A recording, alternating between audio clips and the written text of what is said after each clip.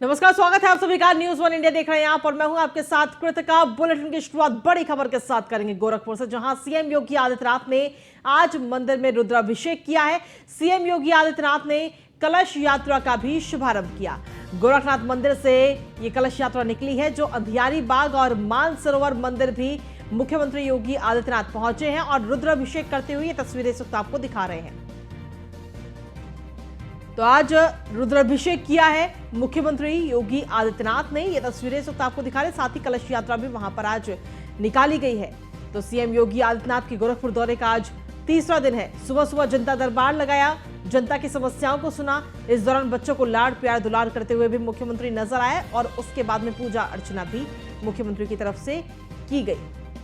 और ये कलश यात्रा का भी शुभारंभ मुख्यमंत्री योगी आदित्यनाथ ने किया। ये तस्वीरें भी इस वक्त आपको दिखा रहे हैं। महिलाओं को कलश देकर यात्रा का शुभारंभ किया है। तो सीएम योगी आदित्यनाथ ने आज रुद्राभिषेक किया। अंधियारी बाग और मानसरोवर मंदिर भी मुख्यमंत्री योगी आदित्यनाथ आज पहुंचे हैं।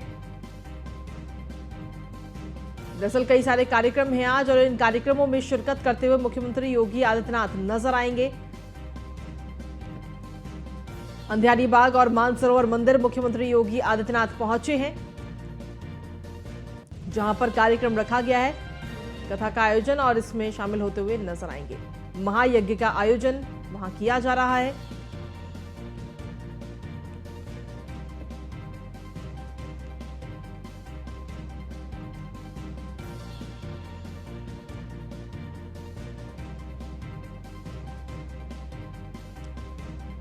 तो बड़ी खबर आप तक पहुंचा रहे गोरखपुर से। सीएम योगी आदित्यनाथ ने आज रुद्राभिषेक किया है।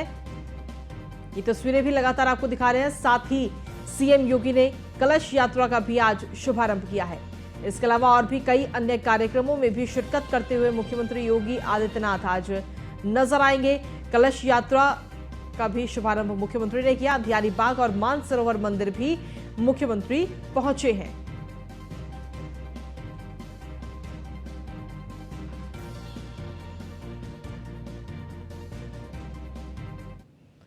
और अगली खबर है नोएडा से, जहां पर सीपी लक्ष्मी सिंह के नेतृत्व में थाना सेक्टर 63 पुलिस की तरफ से एक्शन देखने को मिला। ठगी करने वाले पति पत्नी पर गैंगस्टर एक्ट के तहत कार्रवाई की जा रही है। इन्वेस्टमेंट कंपनी खोलकर सैकड़ों लोगों के साथ पति पत्नी ठगी की वारदातों को अंजाम दे चुके हैं। आरोपी दंपत्ति के खिलाफ यूपी, गोवा, दिल्ली और हरियाणा समेत कई राज्यों में एफआईआर दर्ज की गई है। आरोपी विजय किशन जायसवाल और पत्नी रश्मि जायसवाल पर गैंगस्टर की कार्रवाई। आरोपी दंपत्ति पैसों को दोगुना करने के लालच देते थे, जिसके बाद पुलिस ने दावा किया है कि जल्द ही अर्जित की गई संपत्ति को भी कुर्क किया जाएगा। अधिक जानकारी के साथ ब्यूरो चीफ निशांत शर्मा जुड़ गए हैं हमारे साथ में फोन लाइन पर। निशांत, क्या कुछ ताजा अपडेट है आपके पास? देखिए, बड़ी कार्रवाई देखी जा रही है। जो सीपी लक्ष्मी सिंह के नेतृत्व में बड़ी कार्रवाई है। जो ठगी करने वाली पति पत्नी है, उनके खिलाफ गैंगस्टर की कार्रवाई सेक्टर 63 पुलिस द्वारा की गई है। हालांकि इन्होंने एक इन्वेस्ट कंपनी खोली थी और जिसमें सैकड़ों लोगों से इन्होंने ठगी की थी, जिनके खिलाफ उत्तर प्रदेश के समेत दिल्ली, हरियाणा सहित अन्य राज्यों में भी मुकदमे दर्ज हैं। जहाँ जो आरोपी पति है विजय किशन और उसकी पत्नी जो है रश्मि जायसवाल के खिलाफ गैंगस्टर की कार्रवाई की गई है। जो इनकी अवैध संपत्ति है, जो उसके खिलाफ भी अब कहीं ना कहीं कुर्क की कार्रवाई की जाएगी। ठीक है, शुक्रिया तमाम जानकारी देने के लिए निशांत।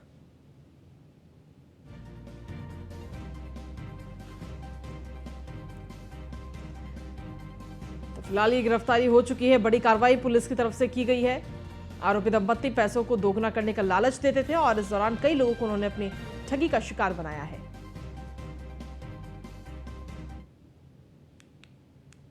अगली खबर भी नोएडा से ही, जहां पर एसआई प्रदीप कुमार के साथ दबंगों ने मारपीट की है। एसआई का आरोप है कि गला दबाया और पिस्टल छीनने की भी कोशिश की गई। एसआई ने 5 नामजद समेत 10 अज्ञात के खिलाफ मुकदमा दर्ज कराया है। वहीं पुलिस ने 3 आरोपियों को गिरफ्तार भी अभी तक कर चुकी है। सेक्टर 49 चौराहे की ये पूरी घटना है। थाना सेक्टर 39 क्षेत्र का ये पूरा मामला सामने आया है। तो एसआई ने 5 नामजद समेत 10 अज्ञात के खिलाफ मुकदमा दर्ज कराया, जिनमें से 3 लोगों को पुलिस की तरफ से गिरफ्तार भी किया जा चुका है और बाकी अन्यों की तलाश इस वक्त लगातार की जा रही है। एसआई के साथ में मारपीट की गई इन दबंगों की तरफ से और पिस्टल छीनने की भी कोशिश की गई, जिसके बाद में एसआई ने यह पूरा मामला दर्ज कराया। थाना सेक्टर 39 क्षेत्र का यह पूरा मामला बताया जा रहा है। तो एसआई प्रदीप कुमार के साथ में दबंगों ने यह मारपीट की है। नोएडा की खबर इस वक्त आप तक पहुंचा रहे हैं। एसआई का आरोप है कि गला दबाया गया और पिस्टल छीनने की कोशिश दबंगों की तरफ से की गई है, जिसके बाद में एसआई ने 5 नामजद और समेत 10 अज्ञात के खिलाफ पूरा मुकदमा दर्ज कराया और पुलिस ने अब तक 3 आरोपियों को अरेस्ट भी कर लिया है। बाकियों की तलाश इस वक्त लगातार की जा रही है। सेक्टर 49 चौराहे की यह पूरी घटना है और सेक्टर 39 थाना क्षेत्र में ये पूरा मामला सामने आया है।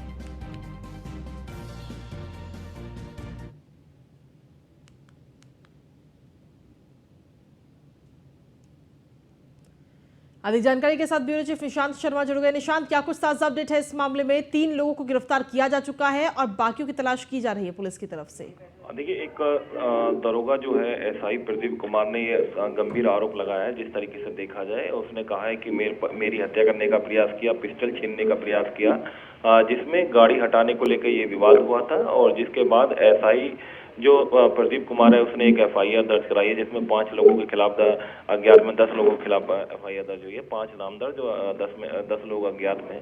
जिसके बाद ये पुलिस ने कार्रवाई की है। पहले एफआईआर दर्ज की है और एफआईआर दर्ज करने के बाद 3 आरोपियों को अरेस्ट किया है और जिसके बाद और जो आरोपी हैं उनकी तलाश पुलिस कर रही है। और कहीं ना कहीं ये देखा जाए, जिस तरीके से एक पुलिसकर्मी के ऊपर ही जिस तरीके से बेखौफ दबंगों ने हमला करने का प्रयास किया था, इससे साफ जाहिर होता है कि अब जो है पुलिस भी सुरक्षित नहीं है। जी बिल्कुल, शुक्रिया तमाम जानकारी देने के लिए निशांत। तो वाकई जिस तरीके से एसआई के साथ में ये पूरी वारदात इस वक्त सामने आई है, हालांकि बेशक 3 लोगों को जरूर इसमें गिरफ्तार कर लिया गया है और बाकियों की तलाश की जा रही है, लेकिन ये कहीं ना कहीं तमाम सवाल भी इस वारदात के बाद में खड़े होते हैं कि क्या नोएडा में पुलिस भी सुरक्षित नहीं है।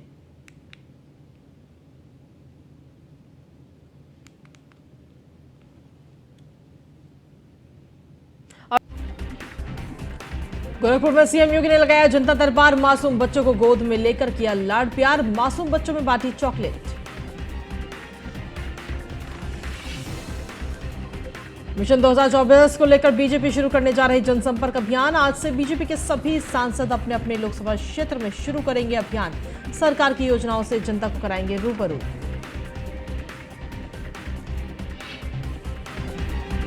बिजनौर में अज्ञात वाहन ने बाइक सवार को मारी टक्कर, हादसे में बाइक सवार 3 की मौत। शादी समारोह से वापस घर लौट रहे थे तीनों युवक।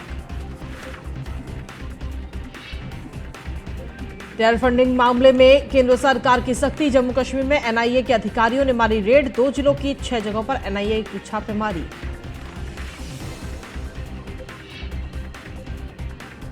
कर्नाटक में सीएम पद को लेकर सस्पेंस जारी, डीके शिव कुमार और सिद्धारमैया पहुंच रहे दिल्ली। मल्लिकार्जुन खड़गे राहुल और सोनिया गांधी से मिलकर करेंगे चर्चा।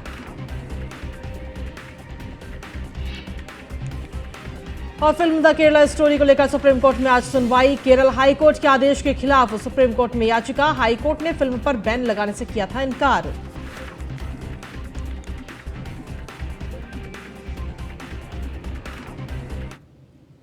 और ब्रेक के बाद एक बार फिर से स्वागत है आप सभी का। खबर में आगे बढ़ते हुए बात करेंगे अब गोरखपुर की, जहां पर सीएम योगी आदित्यनाथ ने आज रुद्राभिषेक करते हुए वो नजर आए।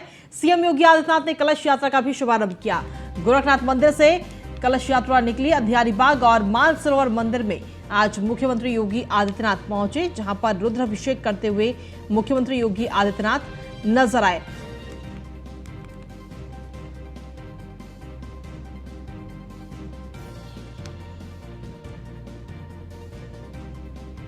तो गोरखपुर में रुद्राभिषेक करते हुए नजर आए मुख्यमंत्री योगी आदित्यनाथ। वहीं गोरखनाथ मंदिर की यज्ञशाला में कलश स्थापना एवं पंचांग पूजन करते हुए भी मुख्यमंत्री नजर आए हैं।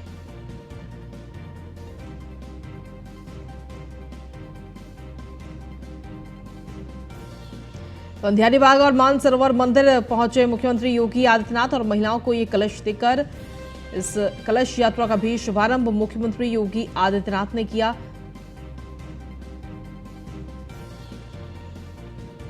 तो बड़ी खबर आप तक पहुंचा रहे हैं, मुख्यमंत्री योगी आदित्यनाथ आज रुद्राभिषेक करते हुए नजर आए। ये तस्वीरें इस वक्त आपको दिखा रहे हैं। अंधियारी बाग और मानसरोवर मंदिर मुख्यमंत्री पहुंचे हैं। दरअसल मुख्यमंत्री योगी आदित्यनाथ का गोरखपुर का आज दौरे का 3रा दिन है और तीसरे दिन सुबह सुबह सबसे पहले जनता दरबार उन्होंने लगाया, जनता की समस्याओं को सुना और अधिकारियों को निस्तारण के भी निर्देश देते हुए मुख्यमंत्री नजर आए। आज जनता दरबार में भी काफी संख्या में लोग वहां पर पहुंचे थे, क्योंकि काफी लंबे समय से जनता दरबार नहीं लगाया गया था निकाय चुनावों के चलते। और इसी पर अधिक जानकारी देने के लिए हमारे साथ हमारे संवाददाता हरेंद्र दुबे इस वक्त जुड़ गए हैं। सीधा उन्हीं का रुख करते हैं। हरेंद्र, क्या कुछ ताजा अपडेट है? इस वक्त रुद्राभिषेक करते हुए मुख्यमंत्री योगी आदित्यनाथ नजर आए हैं, अब इसके बाद में क्या कुछ कार्यक्रम? नगर निकाय चुनाव में 17 नगर निगम पर भारी मतों से जीत हासिल कर भारतीय जनता पार्टी के प्रत्याशियों ने जीत हासिल की। आज मुख्यमंत्री योगी आदित्यनाथ का गोरखपुर दौरे का तीसरा दिन है। तीसरे दिन भी आज सुबह जनता दर्शन का कार्यक्रम करके जनता की समस्याओं से रूबरू हुए। उसके बाद जनता दरबार खत्म करने के बाद मानसरोवर मंदिर पहुंचे, जहां पर मानसरोवर तालाब से कलश यात्रा निकाली गई थी, जो आज से शिव महापुराण का कथा 7 दिनों तक चलेगा। उसको लेकर के आज कलश यात्रा निकाली गई थी, जिसमें मानसरोवर तालाब से लोगों ने कलश में जल भर करके गोरक्षनाथ मंदिर के लिए रवाना हुई। महिलाएं बड़े संख्या में गाजे बाजे के साथ, क्योंकि गोरक्षनाथ मंदिर में देवी देवताओं के प्राण प्रतिष्ठा की कई मंदिरों में प्राण प्रतिष्ठा किया जाएगा, उसके लिए आज से यह कार्यक्रम। आपको ये भी बता दें कि मानसरोवर मंदिर शिव मंदिर में उत्तर प्रदेश के मुख्यमंत्री योगी आदित्यनाथ ने जनता की सलामती, जनता के सुख समृद्धि की कामना करते हुए आज रुद्राभिषेक किया। रुद्राभिषेक के माध्यम से जो है कि भगवान को भी मनाने का काम किया कि हमारे जनता हर समय सुख समृद्धि जनता की बरकरार रहे, ताकि किसी कला से किसी तरह की बीमारी से न जूझे। क्योंकि 2 साल कोरोना काल जिस तरीके से उत्तर प्रदेश ही नहीं पूरे देश में छाया हुआ था और लोग व्याकुल हुए थे, खास तौर से उससे परेशान थे। आज पूजा पाठ की ही देन है, उत्तर प्रदेश के मुख्यमंत्री ने ऐसे भयावह बीमारी में लोगों के साथ कदम से कदम मिलाकर के चला। यही देन है, भगवान की देन है, प्रभु गुरु गोरक्षनाथ की देन है, देवी देवताओं की देन है। क्योंकि देवी देवता की पूजा आह्वान करते उत्तर प्रदेश के मुख्यमंत्री योगी आदित्यनाथ हमेशा रहते हैं, करते रहते हैं। और आज ही नहीं बल्कि जब भी आते हैं तो रुद्राभिषेक अवश्य करते हैं, और जो आज करते नजर आए। जी, अभी इसके बाद में और क्या कुछ कार्यक्रम है मुख्यमंत्री के? आज 2 बजे के बाद जो है कि शिव पुराण महाकथा का आयोजन होगा, और 12 बजे के बाद हो सकता है मुख्यमंत्री जो है कि गोरखपुर से लखनऊ के लिए रवाना हो। ठीक है, शुक्रिया हरेंद्र तमाम जानकारी और अपडेट्स देने के लिए। और इसी के साथ आपको बता दें कि गोरखपुर में जनता दर्शन में बच्चों को सीएम योगी आदित्यनाथ दुलार करते हुए नजर आए। उसके बाद में कलश यात्रा का उन्होंने शुभारंभ किया। आपको 2 तस्वीरें आपको दिखाते हैं, जिसमें पहली तस्वीर आप देख रहे हैं जनता दरबार की। जनता दरबार जब मुख्यमंत्री ने आज लगाया, क्योंकि काफी लंबे समय के बाद में उन्होंने ये जनता दरबार लगाया। निकाय चुनाव के चलते ये जनता दरबार नहीं लगाया गया था नियमों को ध्यान में रखते हुए। तो ऐसे में जब काफी लंबे समय के बाद ये जनता दरबार लगा, तो जनता भी काफी संख्या में वहां पर आज पहुंची थी। अधिकारियों को लेकर के जो उनके शिकायतें थी वो बहुत ज्यादा थी। तो मुख्यमंत्री की तरफ से सीधे तौर पर ये निर्देश दिए गए कि किसी भी व्यक्ति को किसी प्रकार की कोई परेशानी नहीं होनी चाहिए, उनकी जो समस्याएं हैं उनका तुरंत निस्तारण हो। तो ये तस्वीर, पहली तस्वीर आपको दिखा रहे हैं। वहीं इस दौरान जिन फरियादियों के साथ में छोटे बच्चे थे, उनको दुलार करते हुए भी मुख्यमंत्री नजर आए। छोटे बच्चों को चॉकलेट उन्होंने दी, साथ ही एक बच्चे का अन्नप्राशन भी मुख्यमंत्री ने कराया। इसके अलावा दूसरी तस्वीर आप देख रहे हैं कि प्रदेश की जो जनता है वो सलामत रहे, बीमारियों से दूर रहे, उसकी सुख समृद्धि के लिए मुख्यमंत्री योगी आदित्यनाथ आज रुद्राभिषेक करते हुए भी नजर आए हैं। साथ ही कलश यात्रा का भी शुभारंभ आज किया गया। अगली खबर है लखनऊ से, जहां पर आपको बता दें कि बीएसपी सुप्रीमो मायावती निकाय चुनाव की समीक्षा करती हुई नजर आएंगी। दरअसल निकाय चुनाव में पार्टी की जो परफॉर्मेंस रही है उसको लेकर समीक्षा की जाएगी। पिछले चुनाव में बीएसपी के 2 मेयर निर्वाचित हुए थे और इस बार पार्टी का एक भी मेयर प्रत्याशी निर्वाचित नहीं हुआ। पार्टी पदाधिकारियों के साथ बीएसपी सुप्रीमो अब समीक्षा करेंगी। लोकसभा चुनाव से पहले संगठन को खड़ा करने की तैयारी में है इस वक्त बसपा सुप्रीमो मायावती। वहीं कई पदाधिकारियों की जिम्मेदारियों में भी अब बदलाव किया जाएगा, क्योंकि 2024 का चुनाव, आम चुनाव जो है काफी खास इस बार होगा और निकाय चुनाव को कहीं ना कहीं सेमीफाइनल के तौर पर देखा जा रहा था। लेकिन सबसे बड़ा झटका इस बार बीएसपी को लगा है। हालांकि अगर देखा जाए तो चुनाव प्रचार में कुछ खास बीएसपी की तरफ से नहीं किया गया था, तो ऐसे में झटका लगना भी लाजमी था। लेकिन इस झटके का फायदा जो है वो अन्य पार्टियां उठा ले गई। वहीं अगर मेयर प्रत्याशी की बात करें तो 17 मेयर प्रत्याशी जो है वो भारतीय जनता पार्टी के चुने गए हैं।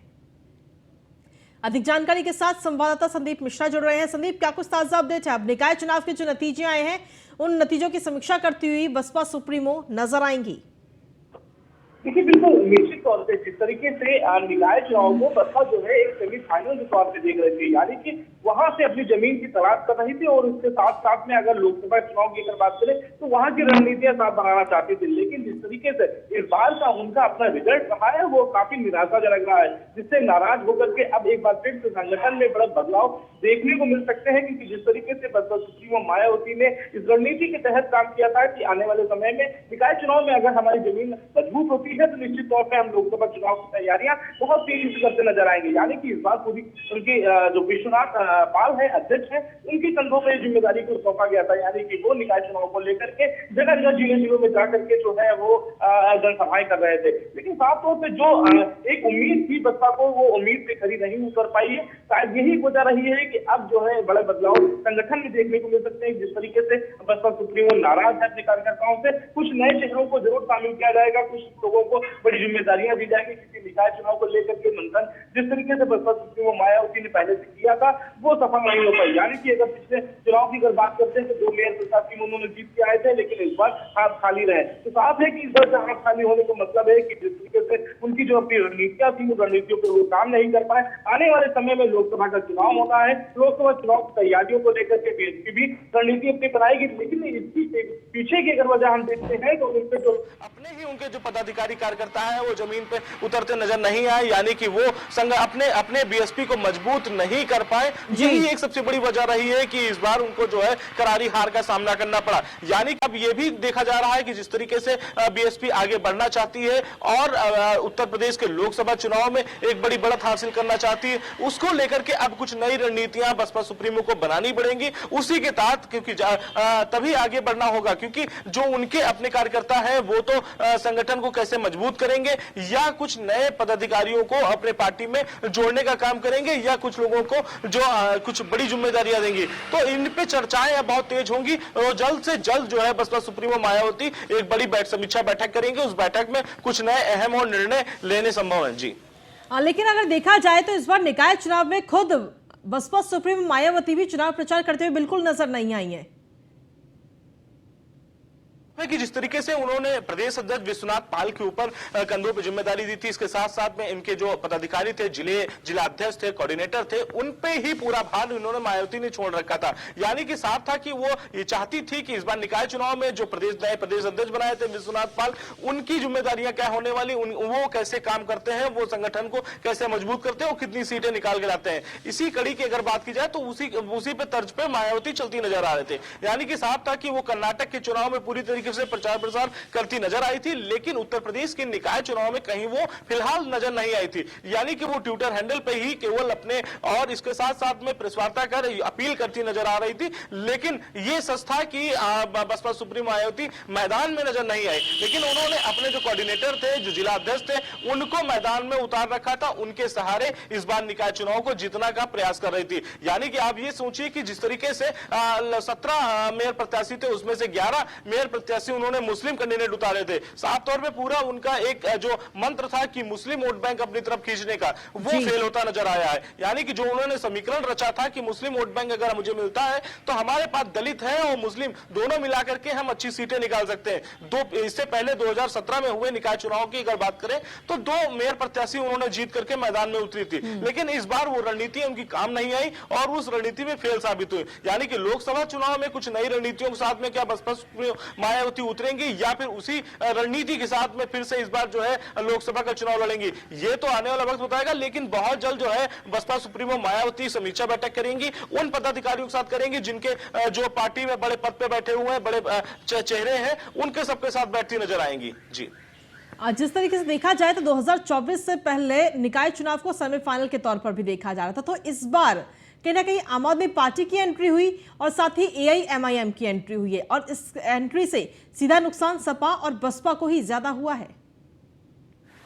देखिए बिल्कुल निश्चित तौर पे जिस तरीके से अगर हम निकाय चुनाव की रणनीतियों की अगर बात की जाए तो यहाँ पे कहीं ना कहीं बसपा सुप्रीमो ने मायावती ने जिस तरीके से अपने कैंडिडेट उतारे थे उस कैंडिडेट में कहीं ना कहीं सबसे ज्यादा सपा को नुकसान हुआ। यानी कि जहां पे एक ब्राह्मण और एक वैश्य लड़ रहा था, चुनाव लड़ रहा था, तो वहां पे अपना मुस्लिम कैंडिडेट उतार करके उन्होंने चुनाव को एक तरफा कर दिया, यानी कि दो तरफा कर दिया पूरी तरीके से। जहां मुस्लिम कैंडिडेट का सहारा ले रही थी बसपा तो वो पूरी तरीके से फेल साबित हुआ। यही अगर आम आदमी पार्टी की बात करते हो तो आम आदमी पार्टी ने इस बार निकाय चुनाव में आप खुद को देखा है और खुद को ये सोच करके आगे बढ़ने की इरादा रखी है कि आने वाले समय में लोकसभा चुनाव होंगे तो हमारी रणनीतियां क्या होंगी, यानी कि उत्तर प्रदेश की जनता क्या चाहती है और उत्तर प्रदेश की जनता क्या मांग रही है उसको पूरी जी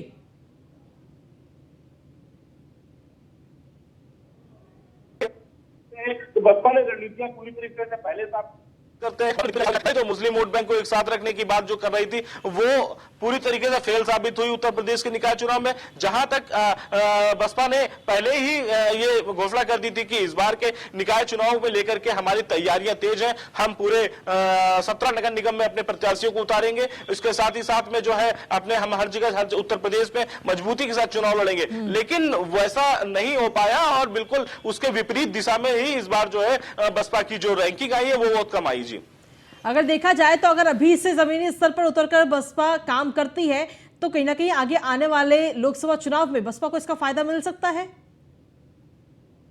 बिल्कुल अगर बात की जाए निकाय चुनाव के माध्यम को, क्योंकि निकाय चुनाव को सभी पार्टियां जो है एक तरह देखा जाए सेमीफाइनल के तौर पे देख रही थी। सेमीफाइनल कहने का मतलब ये था कि अगर वो जमीन अपनी मजबूत करते हैं, यानी कि अपने पार्षद को मजबूत करते हैं, पार्षद एक वो होता है जो बूथ को मजबूत करता है, यानी कि अपने बूथ पे पहुंच करके वो अपने टिकट वोट बैंक को मजबूत करेगा। लेकिन ऐसा नहीं हो पाया, यानी कि इस बार 84 ऐसे टिकट बांटे थे। लखनऊ की अगर बात करते हैं 84 में पार्षदों के टिकट बांटे थे, उनमें से एक ही सीट निकाल के पाई। तो ये पूरी रणनीति जो थी वो फेल हो गई। यानी कि आने वाले समय में अगर बसपा सुप्रीमो मायावती ने बड़ा ऐलान नहीं किया या जमीन पे उतर करके वोट बैंक नहीं अपना तैयार किया तो निश्चित तौर पे लोकसभा चुनाव में भी इससे बुरी हार देखने को मिल सकती है। क्योंकि जिस तरीके से अगर बात की तो बसपा जमीन पे ना उतर करके अपने सोशल मीडिया अकाउंट पे ही जो है लोगों को उद्देश्य और बातें बाती जा रही है। लेकिन जिस तरीके से अगर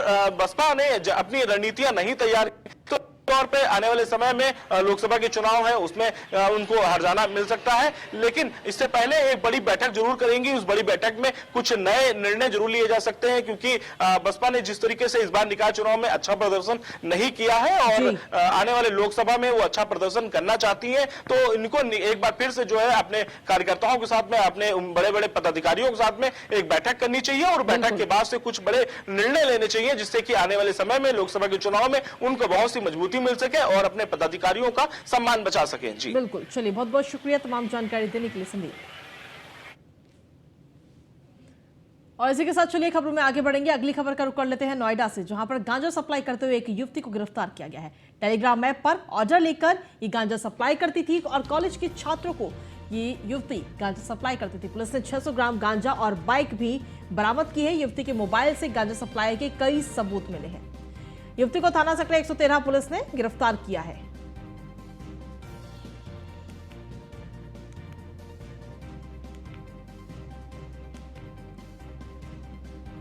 तो ये बड़ी खबर आप तक पहुंचा रहे नोएडा से, जहां पर एक युवती को गिरफ्तार किया गया है जो कि लगातार गांजा सप्लाई करती थी। टेलीग्राम ऐप के जरिए ऑर्डर लेती थी और फिर गांजे को सप्लाई करती थी। पुलिस ने 600 ग्राम गांजा और बाइक भी युवती के पास से बरामद की है। युवती के मोबाइल से गांजा सप्लाई करने के कई सारे सबूत भी मिले हैं।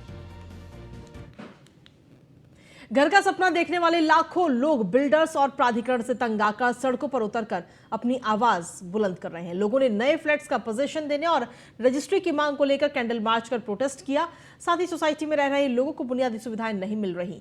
सभी बायर्स ने बिल्डर्स और प्राधिकरण से परेशान होकर कैंडल मार्च निकालकर प्रोटेस्ट किया। बायर्स का कहना है कि मेंटेनेंस के नाम पर अब बिल्डर लूट रहा है। 1 यूनिट बिजली के कनेक्शन के नाम पर हजारों रुपए मांगे जा रहे हैं। पार्किंग के नाम पर लाखों की लूट हो रही है।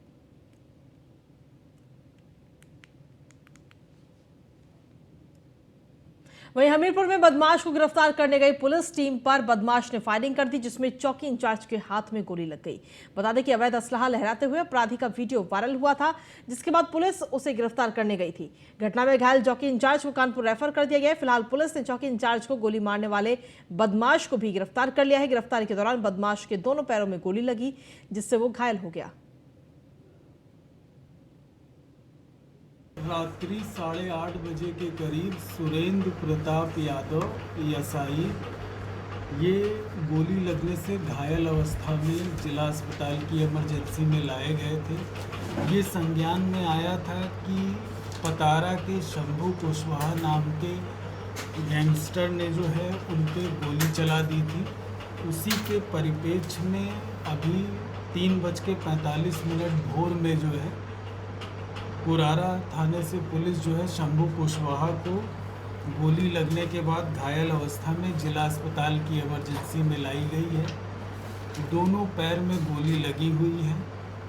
गोली अंदर है कि नहीं इसके लिए एक्सरे के लिए उनको भेज दिया गया है, और गोली अगर अंदर पाई जाती है तो कल रिमांड के बाद कोर्ट में पेश अगर हो जाएंगे तो उसके बाद उनको हैलेट कानपुर के लिए रेफर कर दिया है। नंबर ऑफ बुलेट्स कितनी है अभी 2 बॉडी के? क्या सिचुएशन है अभी? खतरे में है, खतरे के बाहर है क्या? नहीं, अभी तो खतरे के बाहर ही हैं। जो है जो इमरजेंसी उपचार है वो उनको दिया जा रहा है, और एक्सरे के लिए अभी तुरंत इनको भेजा जाएगा जो है। और फिर जैसा कि ऊपर उच्च अधिकारियों से बात होने से पता चला है कि इनको रिमांड के बाद ही तो चौकी इंचार्ज को फिलहाल कानपुर रेफर कर दिया गया है, जिसके गोली लगी है। हालांकि पूरे मामले में जांच पुलिस की तरफ से लगातार की जा रही है, और जिस बदमाश ने गोली मारी उसे गिरफ्तार भी कर लिया गया है। तो हमीरपुर की ये खबर आप तक पहुंचा रहे हैं। दबिश देने गई पुलिस की टीम पर यह फायरिंग बदमाश की तरफ से की गई है, और फायरिंग के दौरान चौकी इंचार्ज घायल हो गया है, जिसे कानपुर इस वक्त रेफर किया गया है, जहां उसका इलाज चल रहा है। तो हमीरपुर की ये खबर इस वक्त सामने आई है, जहां पुलिस ने इस फायरिंग के बाद में बदमाश को गिरफ्तार भी कर लिया है।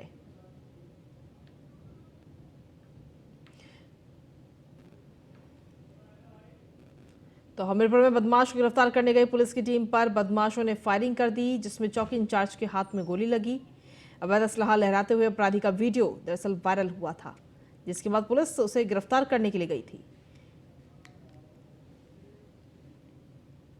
वहीं नोएडा के फेज 2 थाना क्षेत्र में मामूली कहासुनी को लेकर दोस्तों ने दोस्त की हत्या कर दी। रोहित नाम के युवक पर शिवम की हत्या का आरोप लगा है। दोनों में पैसे चोरी होने का आरोप है, और पुलिस ने आरोपी रोहित को गिरफ्तार कर लिया है।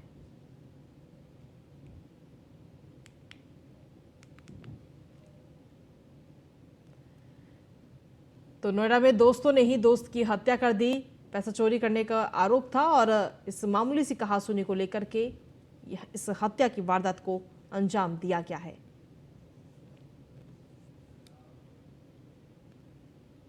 ग्रेटर नोएडा वेस्ट में बिल्डर समेत 6 लोगों पर धोखाधड़ी का केस दर्ज किया गया है। कोर्ट के आदेश पर यह मुकदमा दर्ज किया गया है। एलिजेंट बिल्डर के निदेशक समेत 6 पर यह केस दर्ज किया गया। आरोप है कि सोसाइटी में इंटीरियर का काम कराने के नाम पर 64 लाख रुपए हड़पे गए हैं। दिल्ली के गढ़वाली निवासी ने न्यायालय के आदेश पर एफआईआर दर्ज कराई है। थाना बिस्तर क्षेत्र का पूरा मामला सामने आया है। तो ग्रेटर नोएडा में यह केस दर्ज इस वक्त किया गया है। आपको बता दें कि धोखाधड़ी का यह केस दर्ज किया गया। बिल्डर समेत 6 लोगों पर यह केस दर्ज किया गया है। कोर्ट के आदेश पर यह मुकदमा दर्ज किया गया है। एलिजेंट बिल्डर के निदेशक समेत 6 पर यह केस दर्ज किया गया। आरोप है कि सोसाइटी में इंटीरियर का काम कराने के नाम पर 64 लाख रुपए हड़पे हैं। दिल्ली के गढ़वाली निवासी ने न्यायालय के आदेश पर एफआईआर दर्ज कराई है। थाना बिस्तर क्षेत्र का यह पूरा मामला बताया जा रहा है।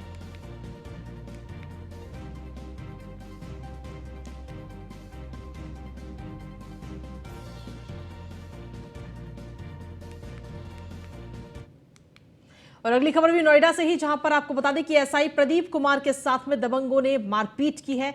एसआई का कहना है कि गला दबाया गया उसका, और पिस्टल छीनने की भी कोशिश की गई। एसआई ने 5 नामजद समेत 10 अज्ञात के खिलाफ मुकदमा दर्ज कराया है। वहीं पुलिस ने 3 आरोपियों को भी अभी तक गिरफ्तार कर लिया है। सेक्टर 49 चौराहे की ये पूरी घटना बताई जा रही है, जिसके बाद थाना सेक्टर 39 क्षेत्र का पूरा मामला बताया जा रहा है।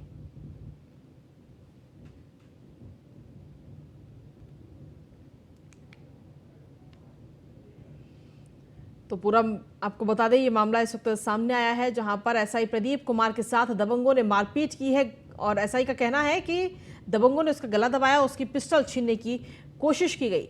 तो सीधे तौर पर अगर देखा जाए तो इस घटना के बाद कहीं ना कहीं ये जरूर नजर आ रहा है कि अब नोएडा के अंदर पुलिस भी सुरक्षित नहीं है।